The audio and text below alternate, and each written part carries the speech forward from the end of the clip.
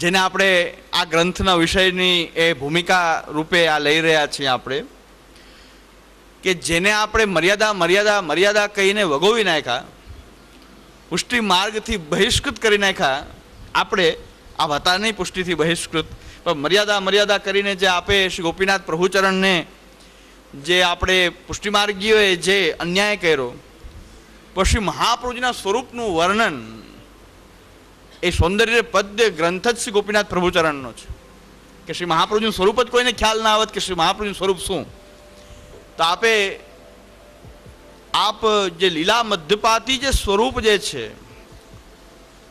જે શ્રી મહાપ્રભુ એ ત્રિતયાત્મક સ્વરૂપ, કે ભગવાન કૃષ્ણની અંદર રહેલો જે ભોગ્ય ભાવ અને એ સ્વામિનીઓની અંદર રહેલો ગુઢ પુમ ભાવ, આ બંનેનું એ જે સ્વરૂપ જે છે એ બંનેના સામર્થ્યયુક્ત સ્વરૂપ એક ત્રીજું સ્વરૂપ કે જે સાક્ષી રૂપ છે, કે ભગવાનની સર્વ લીલાઓના સાક્ષી છે એવા આચાર્ય,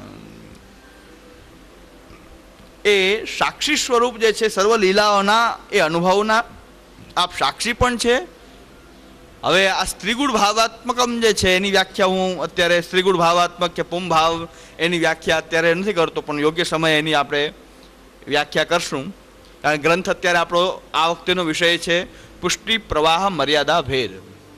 આ તો આચાર્ય ચરણ ભૂતલ ઉપર શા માટે પ્રાદુર્ભૂત થયા, આપે ભૂતલ ઉપર પ્રગટીને શું કર્યું, કેવા પ્રકારનો પુષ્ટિ માર્ગ આપ ઈચ્છે છે, કેવા અનુયાયીઓ આપ ઈચ્છે છે, કઈ પ્રકારનું પુષ્ટિ વાતાવરણ આપને અભિપ્રેત છે, એ આપણે જાણ્યા વગર છૂટકો નથી. ગમે ન ગમે પણ શ્રી મહાપ્રભુને શું અભિપ્રેત છે જાણ્યા વગર આપણો ઉદ્ધાર નથી, એટલું આપણે સમજવું પડશે.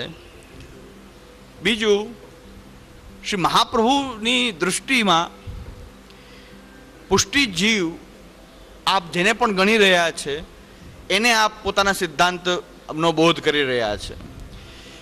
પુષ્ટિમાર્ગી જીવોની અંદર શ્રી મહાપ્રભુની દૃષ્ટિમાં કોઈ એવી કેટેગરી નથી કે વલ્લભકુલ વૈષ્ણવની અંદર પણ, કે વૈષ્ણવની અંદર ઊંચા વૈષ્ણવ નીચા વૈષ્ણવ, ખાલી શરણાગત નામધારી બ્રહ્મ સંબંધી સમર્પિત જીવનારા, મહાપ્રભુની દૃષ્ટિમાં આવા કોઈ ભેદ મહાપ્રભુની દૃષ્ટિમાં નથી. બધાને અલગ અલગ સિદ્ધાંતનો બોધ આપ કરતા નથી. સિદ્ધાંત બધાય માટે એક જ સરખો બોધ કરવામાં આવ્યો છે. એટલે સિદ્ધાંત જે છે, જ્યારે સિદ્ધાંતની જો આપણે વાત કરતા હોઈએ તો વૈષ્ણવને જે લાગુ પડશે એ જ વલ્લભકુલને પણ લાગુ પડશે, એ સામાન્ય વૈષ્ણવને લાગુ પડશે. દરેકે શ્રી મહાપ્રભુજી, અહીં મર્યાદા શબ્દનો વારંવાર પ્રયોગ કરું છું, આ સમજવાની વાત છે. શ્રી ગોપીનાથજીને મર્યાદા કહી દીધા એમ પુષ્ટિ માર્ગની જે મર્યાદા જે છે, આચાર્ય ચરણોએ બાંધેલી જે મર્યાદા છે પુષ્ટિ માર્ગની, એની બહાર જવાનો કોઈને પણ અધિકાર નથી. સર્વ ઉપર આચાર્ય ચરણના સિદ્ધાંતનું એ નિયમન છે. જેમ કે હાથી જે છે એના ઉપર જે અંકુશ રાખે છે, એક મહાવત બેઠો હોય, મહાવતથી કાંઈ ન થાય, પણ મોટું ભાલું લઈ અને એને ખૂંચાવીને રાખવામાં આવે, અંકુશ રાખવામાં, નકર હાથી કાબુમાં રહે નહીં. એ મદોન્મત્ત હાથી કાબુમાં ન રહે, એમ આપણે બધા એવા જ છીએ, કાબુમાં રહે એવા નથી.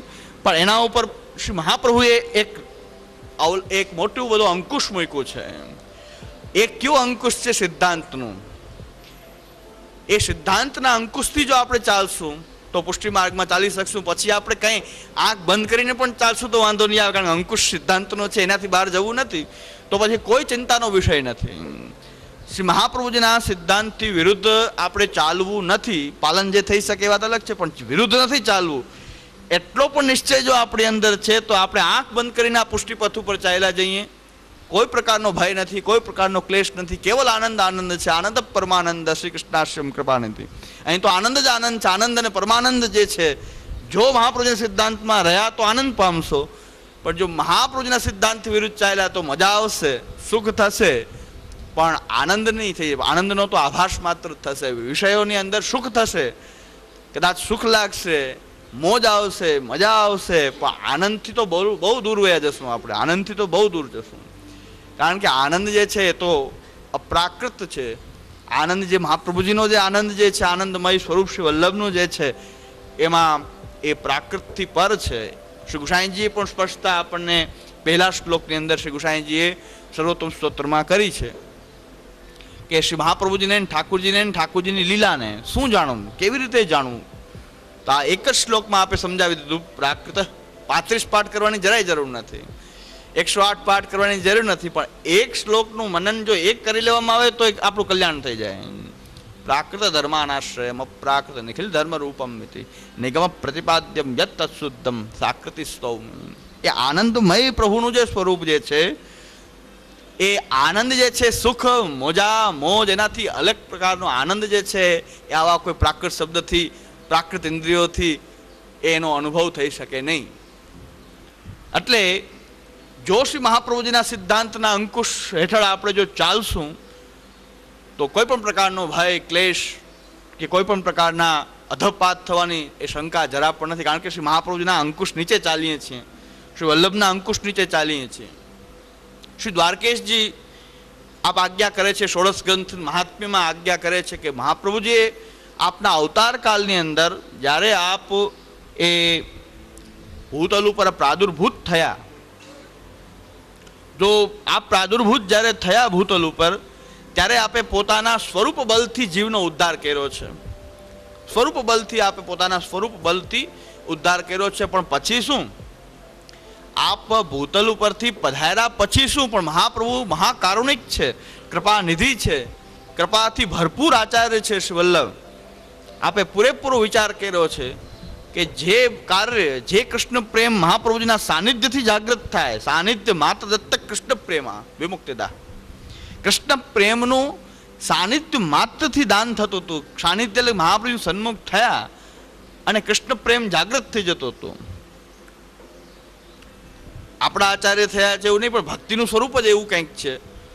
ગૌડીય સંપ્રદાયના આચાર્ય ચૈતન્ય મહાપ્રભુ થયા, તો ચૈતન્ય મહાપ્રભુના જે પ્રસંગો છે, મહાપ્રભુજી સાનિધ્ય માત્ર દત્તક કૃષ્ણ પ્રેમ, સાનિધ્ય માત્રથી કૃષ્ણ પ્રેમનું દાન શ્રી આચાર્ય ચરણથી, એવું આપનું અલૌકિક સામર્થ્ય, એ સાનિધ્ય માત્રથી કૃષ્ણ પ્રેમનું દાન થઈ જતું હતું.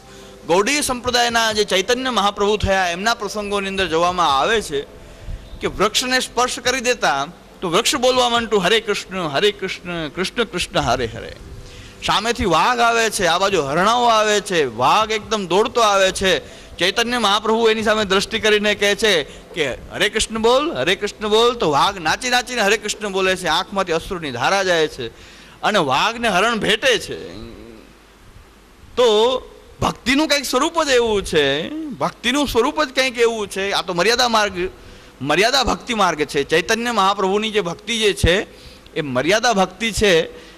એનાથી આગળ શ્રી વલ્લભ સાનિધ્ય માત દત્ત કૃષ્ણ પ્રેમ વિમુક્તિદા, એની અંદર એવો ભક્તિભાવ જાગૃત થઈ જતો હતો. ચૈતન્ય મહાપ્રભુની એ દ્રષ્ટિ પડતા, સ્પર્શ થતા, એની અંદર આવા અલૌકિક સ્પંદનો, વાઘ બોલવા માંડે હરે કૃષ્ણ, તો આશ્ચર્યજનક વાત છે. વૃક્ષ જે છે, જળ છે, એને સ્પર્શ કરતા તો એ કહેતા હરે કૃષ્ણ. એમના ચૈતન્ય, એમના ચરિત્રની અંદર આ બધા પ્રસંગો ગૌડીય સંપ્રદાયના આચાર્ય થયા. ચૈતન્ય મહાપ્રભુજી સાથેના પણ પ્રસંગ છે આપના, કે મહાપ્રભુજી રાજભોગ ધરતા હતા. અડેલની અંદર ઘરુ વાર્તામાં આવે છે, ચૈતન્ય મહાપ્રભુ ત્યાં આવ્યા, મહાપ્રભુજી રાજભોગનો થાળ ધરી દીધો. કારણ કે કૃષ્ણ પ્રેમની અંદર ઓતપ્રોત થતા ચૈતન્ય મહાપ્રભુ હતા, એ એવી વ્યસન દશાએ પહોંચેલા ભક્ત હતા. અને મહાપ્રભુજીએ રાજભોગનો ઠાકોરજીનો થાળ એમને ધરી દીધો. હવે મહાપ્રભુજીની પુષ્ટિની ભાન નહોતી. ઘણા એમ કે છે મર્યાદા, આ મર્યાદા થઈ ગયું, ફલાણું મર્યાદા થઈ ગયું. અરે ભાઈ, તમે પ્રવાહમાં જીવી રહ્યા છો ને ક્યાં મર્યાદાની વાત? મર્યાદા ઊંચી વાત છે. તમે પ્રવાહની વાત, તમે પ્રવાહમાં પડ્યા છો, અને મર્યાદા ઊંચી વસ્તુ છે. કે મર્યાદા કઈ જઈ તેવી વસ્તુ નથી. મર્યાદા માર્ગી જેવા પણ નથી રહ્યા આપણે તો. આપણો અધપાત એવો થઈ જાય છે કે આપણો અધપતનની વાત એવી છે કે આપણે મર્યાદામાં પણ નથી રહેતા. આપણે તો પ્રવાહની અંદર પડી ગયા છીએ, કેવલ આસુરાવેશથી ગ્રસિત થઈ ગયા છીએ. ને આપણે કઈ મોઢે વાત કરી રહ્યા છીએ મર્યાદાહીન છે, આ તો મર્યાદા થઈ ગયું. આપણે તો પુષ્ટિ, તમે પુષ્ટિની વાત કેવી રીતે કરી શકો? તમે અધિકાર નથી તમને પુષ્ટિની વાત કરવાનો. એ પુષ્ટિની વાત કરવાનો જેને અધિકાર નથી, એ લોકો પુષ્ટિની વાતો કરતા હોય છે. શું પુષ્ટિ છે? આપણે આ ગ્રંથથી મહાપ્રભુ કહે છે વક્ષ્યામિ સર્વ સંદેહા ન ભવિષ્યંતિ યત સુતે હે. શ્રી આચાર્યચરણે આજ્ઞા કરે છે કે એવી રીતે હું વર્ણન કરીશ આ પુષ્ટિ પ્રવાહ અને મર્યાદાનું, એ તમે સાંભળી લેશો પછી વક્ષ્યામિ સર્વ સંદેહા ન ભવિષ્યંતિ, પછી ક્યારેય પણ સંદેહ ઉત્પન્ન થશે જ નહીં. યત શ્રુતે હે, આને સાંભળી લેવાથી એટલા માટે હું આ કહી રહ્યો છું. મહાપ્રભુજી એમ કહે છે પુષ્ટિ પ્રવાહ અને મર્યાદાનું હું વર્ણન એવી રીતે કરું છું કે તમને કોઈ સંદેહ ન રહી જાય કે મર્યાદા કોને કહેવાય ને પુષ્ટિ કોને કહેવાય ને પ્રવાહ કોને કહેવાય, અને આપણે કોણ છીએ પાછા, પુષ્ટિ છીએ, પ્રવાહ છીએ, મર્યાદા છીએ, પુષ્ટિ છીએ, પુષ્ટિ પ્રવાહ છીએ, પુષ્ટિ મર્યાદા છીએ, પ્રવાહ છીએ, પ્રવાહ મર્યાદા છીએ, પ્રવાહ પુષ્ટિ છીએ. આ કેટેગરીઝ બધી બતાવવામાં આવી છે. મર્યાદા પુષ્ટિ છીએ, મર્યાદા પ્રવાહ છીએ, મર્યાદા પુષ્ટિ છીએ કે મર્યાદા મર્યાદા છીએ. આ પ્રકારની ઘણી બધી કેટેગરીઝનો અહીં વિચાર કરવામાં આવ્યો છે. બધી જ રીતે વિચાર કરીને આપણે નક્કી કરીએ કે આપણે ક્યાં છીએ, કઈ જગ્યાએ ઊભા છીએ અત્યારે, આપણે કઈ જગ્યાએ ઊભા છીએ અત્યારે, હું કે તમે બધા એ કઈ જગ્યાએ ઊભા છીએ. ઘણા એને એવું લાગે છે કે બહુ આકરી ભાષાનો પ્રયોગ કરે છે ને ફલાણું ઢીકણું. ભાઈ મેં કીધું જે તમને કહી રહ્યો છું 3 આંગળી મારી તરફ છે, જે કાંઈ કહું છું એ મને વધારે લાગુ પડે છે. હું મારું શુદ્ધિકરણ કરું છું. આ તો એ તમને હું કાંઈ કહેવાનો લાયક નથી માનતો હું પોતાને, પણ જે કાંઈ હું કહી રહ્યો છું એ મને વધારે લાગુ પડી રહ્યું છે એમ હું માનીને ચાલું છું. કે હું જ્યારે કહી રહ્યો છું તો એક ટકો કહું છું, એટલે કે 1 આંગળી બતાવું છું, 1/3 ભાગ, 3/4 ભાગ મને મારી પર એસી પ્રકટ થાય છે. પાછું એ મારી ઉપર જ પરાવર્તિત થાય છે. એટલે મારે કોઈ જ્યારે કહી રહ્યો છું ત્યાં પુષ્ટિની વાત કરી રહ્યો છું, પુષ્ટિના અનુયાયીની વાત કરી રહ્યો છું, ત્યારે હું પણ પોતાને પુષ્ટિ અનુયાયી જ માનું છું. એટલે મને પણ એટલું જ લાગુ પડશે જે આમાં હશું. આપણે બધાએ વિચાર કરીએ, કંઈક શ્રી મહાપ્રભુજીએ એટલો પરિશ્રમ કર્યો છે, આપણે વિચાર તો કરીએ. પહેલાં હું એ બતાવવા માંગુ છું શ્રી મહાપ્રભુજીએ શું કર્યું, કેવો માર્ગ પ્રગટ કર્યો. હવે આ માર્ગની અંદર કોઈ અવ્યવસ્થા જો ઉત્પન્ન કરે, જો આપણે મહાપ્રભુજીને પોતાના માનતા હોઈએ તો આક્રોશ થવો જ જોઈએ. એની અંદર કોઈ નિંદા નથી, કોઈ ટીકા નથી, કોઈ એમાં પણ પુષ્ટિ માર્ગી એવો કોઈ નિર્બલ એવો નિર્માલ્ય નથી કે જે એક શબ્દ પણ ન બોલી શકે. તમારા ઘરમાં આવીને કોઈક ચોરી કરી જાય, તમારા ઘરમાં આવીને કોઈ અવ્યવસ્થા ફેલાવે, તમારા ઘરની અંદર કોઈ એ તમારા બધા નિયમોનું ભંગ કરે, તમારા ઘરની અંદર આવીને કોઈ દાદાગીરી કરે, તો તમે એમ બેઠા રહેશો ભગવદ ઈચ્છા. ભગવદ ઈચ્છા જ એવા પ્રકારની છે, આપણે શું કરી શકીએ એમ આપણે કહી શકશું? આપણે તો જે ઉપાય દંડો હાથમાં આવ્યો દંડો લઈને દોડશું, જે હાથમાં આવી પેલો ઉપાય તો અજમાવી લેશું, પછી કદાચ ભગવદ ઈચ્છા માની ન ફાવીએ તો એ વસ્તુ અલગ છે. પણ કોઈ વ્યક્તિ પોતાના ઘરની અંદર આવીને કોઈ ચોર આવ્યો હશે, આવીને તમારા ઘરની અંદર કોઈ તમારા નિયમોનું ભંગ કરતો હશે, દાદાગીરી કરતો હશે, તમારા એ બહેનો દીકરીઓની કંઈક એ મસ્કરી મજાક કરતો હશે, એવો કોઈ વ્યક્તિ તમારા ઘરે આવો ને એવા ભગવદ ઈચ્છાવાદી જો આપણે હોઈએ કે ભગવદ ઈચ્છા આપણે શું કરી શકીએ, એ બીજે કસ્તુ હરિ સર્વમ નિજે ઈચ્છા હતા કરી શકીએ તો કહેશું આપણે. તો આ મહાપ્રભુજીના ઘરની અંદર, શ્રી મહાપ્રભુજીના ઘરની અંદર, આ મહાપ્રભુજીના પરિવારની અંદર, શ્રી મહાપ્રભુજીનો વૈષ્ણવ પરિવાર છે, વલ્લભકુલ છે, બધો જ શ્રી મહાપ્રભુજીનો પરિવાર છે. એમાં આવીને કોઈ શ્રી મહાપ્રભુજીના સિદ્ધાંત ઉપર કાદવ ઉછાળે, શ્રી મહાપ્રભુજીના માર્ગને કલુષિત કરે અને કંઈ ભગવદ ઈચ્છા જ કંઈક એવા પ્રકારની છે, તો આવા નિર્માલ્ય છીએ આપણે. આવા દીન અને આવા હીન મહાપ્રભુજી આપણને બનાવ્યા છે કે આપણે પ્રતિકાર પણ ના કરી શકીએ, આપણે એની સામે અવાજ ન ઉઠાવી શકીએ, ન કંઈ બોલી શકીએ. શું આપણે આવા ભગવદ ઈચ્છાવાદી શ્રી મહાપ્રભુજી આપણને બનાવવા માંગતા નથી? મહાપ્રભુજી કહે છે પ્રતિકારો યદૃચ્છા તો સિદ્ધસ્યના ગ્રહી ભવેત. જો પ્રતિકાર કરવાનું કંઈ મોજૂદ હોય તો કરી લેવો જોઈએ. પછી એમ ના કહે કે ભગવાન, કારણ કે લૌકિકમાં નથી કરતા તો પછી મહાપ્રભુજીના માર્ગમાં ભગવદ ઈચ્છા આ રીતે કેમ માની શકાય? પ્રયત્ન તો કરવો જોઈએ. અને આ પ્રયત્ન કરવામાં કંઈ ફાયદો નથી થતો. શ્રી મહાપ્રભુજીના સિદ્ધાંતો અને મહાપ્રભુજીના સિદ્ધાંતો કહેવામાં કંઈ કોઈ ફાયદો થતો નથી. ઉલટાનો એ જોડા ખાવાનો જ ધંધો છે આ. પણ સામે ચાલીને કોઈ જોડા ખાવા એ તૈયાર છે, બીજાને ભલે, પણ એ શ્રી મહાપ્રભુજીની દૃષ્ટિમાં મહાપ્રભુજીના નામનું અમે ખાઈએ છીએ, એ શ્રી વલ્લભના નામનું અમે ખાઈ રહ્યા છીએ, વલ્લભના નામથી આ રક્ત વહી રહ્યું છે, એના નામે પૂજાઈ રહ્યા છે. બીજા કોઈને સારું લાગે ખરાબ લાગે, પણ મહાપ્રભુજી સાથે આ પદ ઉપર બેસી, આપના ચરણારવિંદ બેસી જેના નામનું ખાઈ રહ્યા છીએ એની સાથે ક્યારેય પણ દ્રોહ કરી શકાય નહીં. એ કોઈ દિવસ શક્ય નથી. શ્રી મહાપ્રભુજીના નામથી એ અમે ખાઈ રહ્યા છીએ, મહાપ્રભુજીના નામે જીવી રહ્યા છીએ. અને શ્રી હરિરાયજી આજ્ઞા કરે છે કે શ્રીમદાચાર્ય કૃપયા સ્વગૃહે તિષ્ઠતિ હરિ. શ્રી મહાપ્રભુજીની કૃપાથી જ આવી અલૌકિક નિધિ શ્રી કૃષ્ણ એ આપણા હાથમાં વિરાજી રહી છે. જો આવા ઉપકારો જો આ શ્રી વલ્લભના જો હોય અને શ્રી મહાપ્રભુજીના માર્ગમાં આવીને જ્યાં જ્યાં પણ અમારી માટે તો એ સબભૂમિ ગોપાલ કી અહીંયા નહીં તો ક્યાંય, પણ આ વાસ્તુ આ જ છે કે જ્યાં પણ કોઈ શ્રી મહાપ્રભુજીના માર્ગના નામે, શ્રી વલ્લભના નામે કોઈ પણ પ્રકારની અવ્યવસ્થા, ગેરવ્યવસ્થા, અપસિદ્ધાંત ફેલાવવાની કોશિશ કરતા હોય, એ માર્ગની અંદર પ્રવેશેલા મહાન ચોર છે, માયાવાદીઓ કરતાં પણ હીન છે, કે માયાવાદીઓ બહાર રહીને વિરોધ કરતા હતા, અંદર ઘૂસી ગયા છે. આનું શુદ્ધિકરણ કર્યા કોઈ શક્ય નથી. અને આપણે પુષ્ટિ માર્ગમાં રહેતા હોય